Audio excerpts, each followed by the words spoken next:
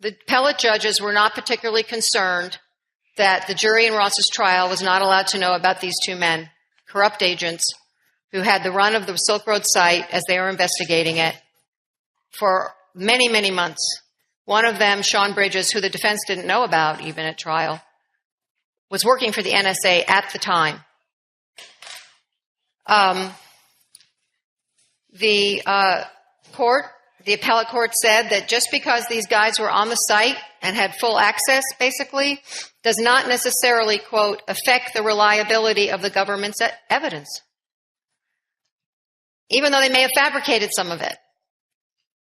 And they added that the defense still hadn't shown how those guys being on the site really was exculpatory, that it indicated that there was a reasonable doubt that the evidence that they were looking at wasn't valid and showed that Ross's innocence. And that's the problem with digital evidence. It's very hard to prove tampering. I've been told that by expert after expert. It's basically forensically impossible to prove that anything's happened to digital evidence. There's no fingerprints, or anything. It's just deleted or added. There's no proof. So besides the fact that the court didn't allow the defense to even pursue this question or investigate these guys, or weren't allowed to subpoena them and bring them into court or even mention it to the jury at all, how could they possibly know what they would have found? I mean, it was just off limits. And as Darryl Perry says in an article, I thought he made a really good point.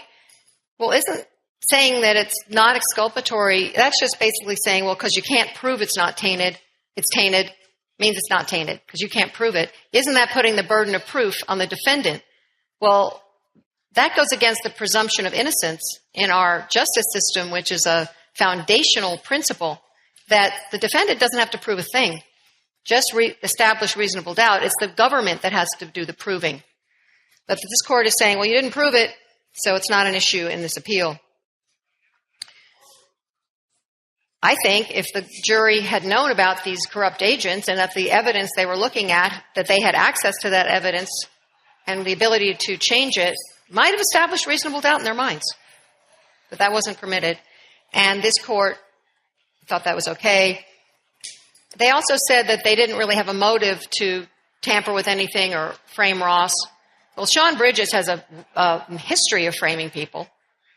And in addition, of course, in my mind, they do. I mean, if you're over here stealing $1 million, it seems like you'd be real smart to do things over here that might indicate the attention on someone else.